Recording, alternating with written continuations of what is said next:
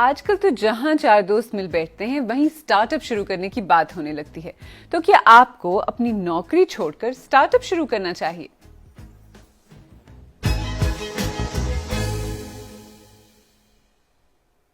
میرا نام عالیہ نازکی ہے اور آپ سیربین دیکھ رہے ہیں، وہ پروگرام جس میں ہم ان کہانیوں کو سمجھنے کی کوشش کرتے ہیں جو آپ کے لیے اہم ہے. اچھا، اب اس سے پہلے کہ ہم آپ کو یہ بتائیں کہ سٹارٹ اپ ہوتا کیا ہے اور ہم آپ نوکریاں چھوڑ دیں، آئے آپ کو ایک سٹارٹ اپ سکسیس سٹوری دکھاتے ہیں. میرا نام محسن ذکا ہے، میں تازہ کا کو فاؤنڈر ہوں. ہمارا مقصد ٹیکنالوجی کے تھرو فارمر کو ریٹیلر سے ملانا ہے.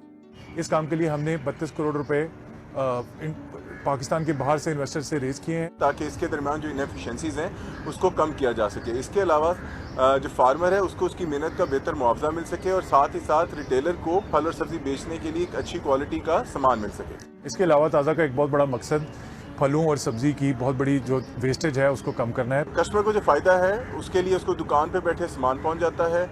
اس کو آلریڈی ایک سارٹیڈ مال، چھٹا ہوا مال جس کو کہتے ہیں، وہ اس کے پاس آتا ہے اور اس کی قیمت جو ہوتی ہے وہ مارکیٹ سے قدرے مناسب ہوتی ہے، جس کی وجہ سے وہ ہمارے سے خرید لیتا ہے.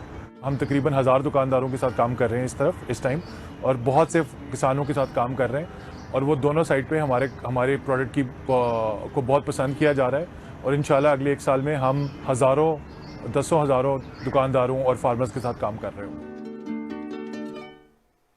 اچھا، ویسے آپ کو یہ پتا ہے کہ ایک عام بزنس اور سٹارٹ اپ میں فرق کیا ہوتا ہے؟ دیکھیں. بزنس اور سٹارٹ اپ ایک ہی بات کے دو انداز یا دو بالکل مختلف چیزیں. اگر پہلے سے موجود مارکیٹ میں روایتی انداز میں جگہ بنانی ہے تو یہ بزنس ہوا، لیکن سٹارٹ اپ کی بنیاد یقیناً ایک اچھوتے خیال پر ہوگی. اسی طرح سٹارٹ اپ مارکیٹ الٹ دینے والی بات ہوتی ہے، جبکہ عام بزنس پہلے سے موجود مارکیٹ میں آہستہ آہستہ اپنی جگہ بنانے کی کوشش کرتا ہے. عام کاروبار کے لیے خاندانی مدد، ذاتی بچت یا پھر بینکوں سے قرض کی جگہ اسٹارٹ اپ میں سیڈ فنڈنگ آتی ہے، جو کسی اچھوتے کاروباری آئیڈیا کو عملی شکل دینے کے لیے ہوتی ہے. ویسے عام بزنس آہستہ آہستہ بڑھتا اور مارکیٹ میں اپنی جگہ بناتا ہے، جبکہ اسٹارٹ اپ کا عروج بہت تیز ہوتا ہے اور وہ روایتی کاروبار کو ختم کر دیتا ہے. لیکن عام کاروبار میں 1/3 ناکامی کی شرح کے برعکس ہر 10 میں سے صرف ایک اسٹارٹ اپ ہی کامیاب ہو پاتا ہے، ورنہ بہت جلد ٹھپ ہو جاتا ہے. تو پاکستان میں اس وقت سٹارٹ اپ سین ہے کیسا؟ سٹارٹ اپ ایکو سسٹمز کے حساب سے پاکستان جنوبی ایشیا میں دوسرے نمبر پر ہے، اور سٹارٹ اپس کے لیے سب سے بہترین شہر لاہور ہے، پھر کراچی، اسلام آباد، راولپنڈی اور فیصل آباد. اور اس سال میں اب تک پاکستانی سٹارٹ اپس میں $305 ملین کی انویسٹمنٹ ہو چکی ہے.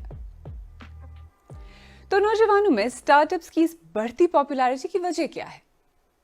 For Generation Z اور Millennials is a lot more preferable، کیونکہ وہ آپ کو flexibility زیادہ allow کرتا ہے، creativity زیادہ allow کرتا ہے.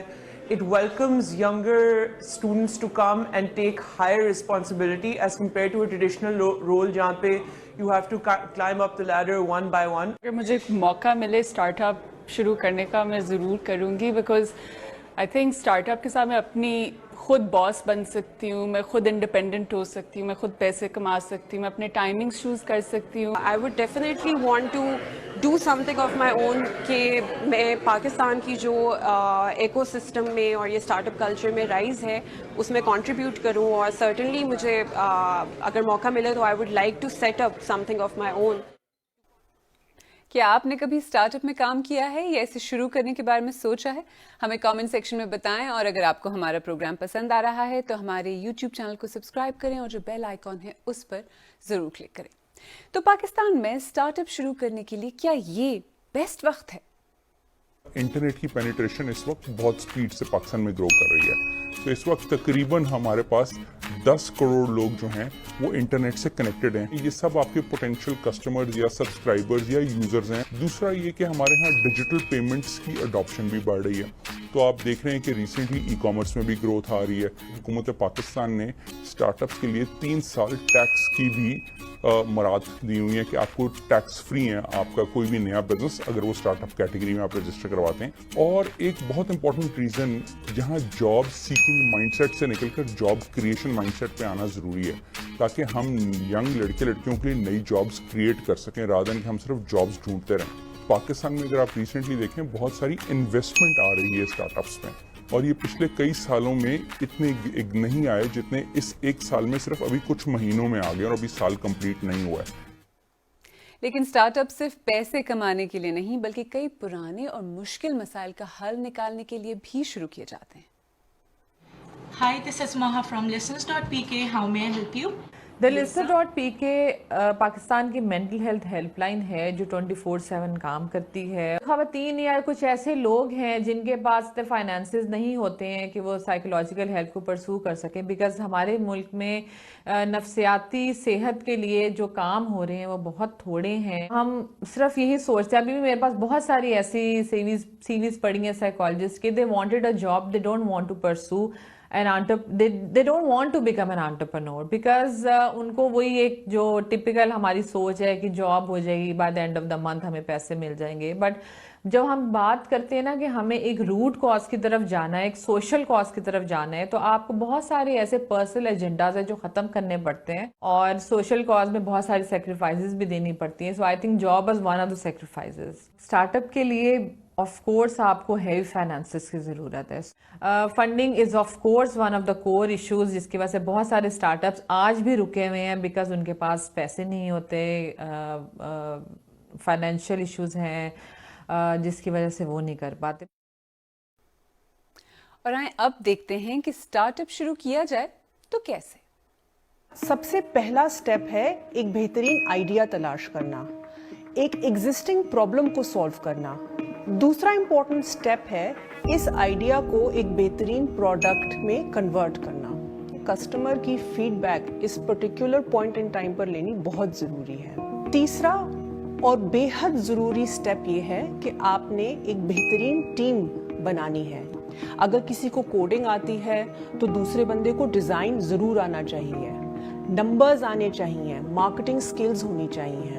چوتھا سٹیپ ہے ایک بزنس ماڈل آئیڈینٹیفائی کرنا, پرائسنگ کیا ہونی چاہیے, کن چینلز کے ذریعے وہ پروڈکٹ اس کسٹمر تک پہنچے گا, آپ کے پروڈکٹ کی ریونیو سٹریمز کتنی ہوں گی. پانچواں اور آخری سٹیپ یہ ہے کہ ہر سٹارٹ اپ کو اپنی آپریشنز ایگزیکیوٹ کرنے کے لیے کسی نہ قسم کی انویسٹمنٹ درکار ہے. آپ اپنے خود کے فنڈز بھی انویسٹ کر سکتے ہیں جس کو ہم بوٹ اسٹریپ کہتے ہیں, نہیں تو پاکستان میں ایسے بہت سے انویسٹرز ہیں جو آپ کی سٹارٹ اپ میں انویسٹ کرنا چاہیں گے.